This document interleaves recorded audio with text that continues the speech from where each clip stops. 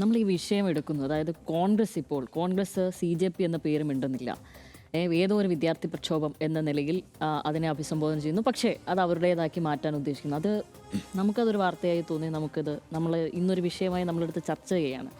നമ്മൾ നേരത്തെ കഴിഞ്ഞ വിഷയം, അതായത് പുതിയ CJP അപ്ഡേറ്റുകൾ ചർച്ച ചെയ്യുമ്പോൾ പോലും നമ്മൾ പറയുന്നത്, ഇതിപ്പോൾ സർക്കാരാണെങ്കിൽ പോലും അവർ ഏതെങ്കിലും ഒരു കാര്യം പറയുമ്പോൾ, അല്ലെങ്കിൽ ഏതെങ്കിലും ഒരു കാര്യം നടപടിയുമായി മുന്നോട്ട് പോകുമ്പോൾ, അവർ ഏത് തരത്തിലുള്ള ഒരു ഉപായമോ വിദ്യയോ പ്രയോഗിക്കുമ്പോൾ നമ്മൾ ആലോചിക്കേണ്ടതെന്ന് വെച്ച് കഴിഞ്ഞാൽ, ഇവരെക്കാൾ കൂടുതൽ ഏറ്റവും അപ്ഡേറ്റഡായ ഒരു വിഭാഗത്തിനോടാണ്, ഒരു ജനറേഷനോടാണ് ഇവർ സംവദിക്കുന്നതെന്ന് നമ്മൾ ആദ്യമായി ആലോചിക്കണം.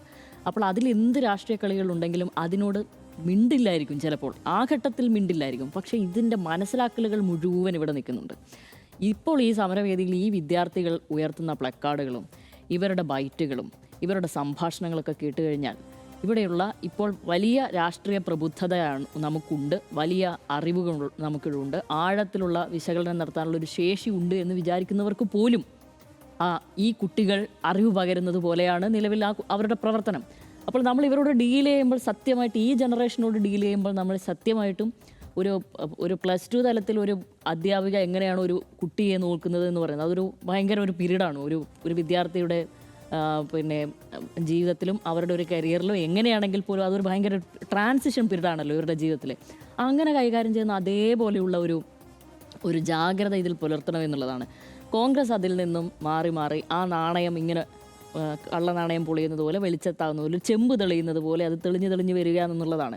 അവർക്ക് അവരുടെ ഭയം കൊണ്ടോ മറ്റോ ആയിരിക്കാം ചിലപ്പോൾ. നേരത്തെ ഹർഷൻ ചേട്ടൻ വിശദമായി തന്നെ പറഞ്ഞു, അതിൽ മുൻകാല കൈപൊള്ളൽ അനുഭവങ്ങൾ വെച്ചുകൊണ്ടായിരിക്കാം, ചിലപ്പോൾ പേടി കൊണ്ടായിരിക്കാം, പൂർവാശ്രമത്തിൽ ഇങ്ങനെയൊക്കെ സംഭവിച്ചല്ലോ എന്നൊക്കെ വിചാരിച്ചിട്ടായിരിക്കാം ചിലപ്പോൾ അവർ അങ്ങനെയൊക്കെ മുതിരുന്നുണ്ടാവുക. പക്ഷെ അത് ആളുകൾ തിരിച്ചറിയുന്നു എന്നുള്ളതാണ്, അത് ഈ വിദ്യാർത്ഥികളും തിരിച്ചറിയുന്നു എന്നുള്ളതാണ്. പക്ഷേ ഈ ഘട്ടത്തിൽ ഇവരടക്കം മുന്നോട്ട് വന്നത് സ്വാഗതാർഹമായി തന്നെ അവർ കാണുകയും ചെയ്യുന്നു. അത് ഈ യൂണിറ്റി ഈ വിഷയത്തിൽ ആവശ്യമാണ്. അതുകൊണ്ട് അത് സംശയമൊന്നുമില്ലാത്ത കാര്യമാണ്. പക്ഷേ കോൺഗ്രസ് ആലോചിക്കുന്നു, കോൺഗ്രസ് സത്യമായിട്ടും ഇതിനൊരു ഇലക്ടറൽ പൊളിറ്റിക്സ് എന്ന നിലയ്ക്ക് തന്നെ ഇതിനെ ഉപയോഗിക്കാൻ നിലവിൽ മുതിരുന്നു എന്നുള്ളതാണ് എനിക്കിതിൽ മനസ്സിലായിട്ടുള്ളൊരു കാര്യം. അതുകൊണ്ട് തന്നെയാണ് സോണിയാഗാന്ധി ആണെങ്കിലും പ്രിയങ്ക ഗാന്ധി ആണെങ്കിലും രാഹുൽ ഗാന്ധി ആണെങ്കിലും ഇതിൽ ഇങ്ങനെ ഒരു നിലപാടെടുത്ത് മുന്നോട്ട് പോകുന്നത് എന്നുള്ളതാണ് എനിക്ക് തോന്നുന്നത്. അവരിതിനെ തിരഞ്ഞെടുപ്പ് രാഷ്ട്രീയവുമായി കൂട്ടിക്കെട്ടുവാനും അങ്ങനെ തന്നെ ആലോചിക്കുവാനും അങ്ങനെ തന്നെ ഉപയോഗിക്കുവാനും ആലോചിക്കുന്നു എന്നുള്ളതാണ്. അതിൻ്റെ ഭാഗമായുള്ള സകല പരിപാടികളും അവരുടെ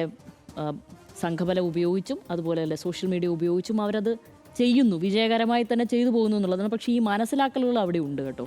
ഹം ദേഖേംഗെ എന്നുള്ള പാട്ട് കാണുന്നില്ലേ, നമുക്കിതൊക്കെ നമ്മൾ തിരിച്ചറിയാം, നമ്മൾ ഇതൊക്കെ കാണും എന്ന് പറയുന്ന പോലെ ഇതൊക്കെ എല്ലാവരും കാണുന്നുണ്ട് എന്നുള്ളതാണ്. പക്ഷേ ഈ സമയത്ത് ആ യൂണിറ്റി വളരെ ഇമ്പോർട്ടൻ്റ് ആണെന്നുള്ളതാണ്. ഇതിൽ സോനം വാങ്ചുക്കിൻ്റെ ഭാര്യ പറഞ്ഞതാണ് ഏറ്റവും അവർ നേരത്തെ തന്നെ പറഞ്ഞു, ഇതൊരു ആത്മാർത്ഥതയില്ലാത്തൊരു സമരം പോലെ ഉണ്ട് കോൺഗ്രസ്സേ എന്നാണ് കോൺഗ്രസിനോട്. ഇത് മറ്റാരുമല്ല പറയുന്നത്, സോനം വാങ്ചുക്കിൻ്റെ ഭാര്യയാണ് പറയുന്നത്. നിങ്ങൾ സമരം നടത്തുന്നെങ്കിൽ നിങ്ങൾ ജന്തർ മന്ദിറിൽ വന്ന് സമരം നടത്തണം. അവിടെയാണല്ലോ സമരത്തിൻ്റെ ആ കോർ പീപ്പിളും കോർ മനുഷ്യന്മാരും വിദ്യാർത്ഥികളും എല്ലാവരും അവിടെയാണുള്ളത്. പക്ഷേ നിങ്ങൾക്കൊഴികെ ബാക്കി എല്ലാവർക്കും അവിടെ എത്താൻ പറ്റുന്നുണ്ട്, നിങ്ങളുടെ ഘടകകക്ഷികൾക്ക് എല്ലാവർക്കും. പക്ഷേ കോൺഗ്രസ്സിന് മാത്രം അങ്ങോട്ട് പറ്റുന്നില്ല എന്നുള്ളത്. ഏതാ പ്രധാനമന്ത്രിയുടെ വസതിയുടെ ഒരു വാതിൽ വരെ ഇവരെത്തിയിട്ടുണ്ട്. അത് കഴിഞ്ഞ് ഗാന്ധി സ്മൃതി മണ്ഡപത്തിൽ പോയി അവിടെയും ദേശീയഗാനം പാടുക, പതാക ഉയർത്തുക തുടങ്ങിയ കാര്യങ്ങൾ ചെയ്യുന്നുണ്ട്. അത് നേരത്തെ പ്രധാനമന്ത്രിയുടെ വസതിയുടെ അടുത്ത് പോയിട്ട് കൈ ബന്ധിച്ചുകൊണ്ടുള്ള പ്രതീകാത്മക സമരമാണ് നടത്തുന്നുണ്ട്. അപ്പോൾ ഇത്തരം നാടകീയമായ ശ്രമങ്ങളും അത് മാത്രവുമല്ല, അത് എന്ന് വെച്ച് കഴിഞ്ഞാൽ ഇതിൻ്റെ ഒരു ഇൻറ്റൻസിറ്റി ആളുകളിലേക്ക് എത്തിക്കാനുള്ള ശ്രമമാണ്, അത് സ്വാഗതാർഹമാണ്. പക്ഷേ ഇത്തരം കാര്യങ്ങളൊക്കെ ചെയ്യുമ്പോഴും ജന്തർ മന്ദിറിലേക്ക് ഇവർക്ക് അങ്ങോട്ട് വാതിൽ കിട്ടുന്നില്ല, അങ്ങോട്ടൊന്ന് കയറാൻ വേണ്ടിയിട്ടുള്ളതെന്നുള്ളത് സത്യത്തിൽ നമുക്കൊരു തമാശയായിട്ട് തോന്നില്ലേ?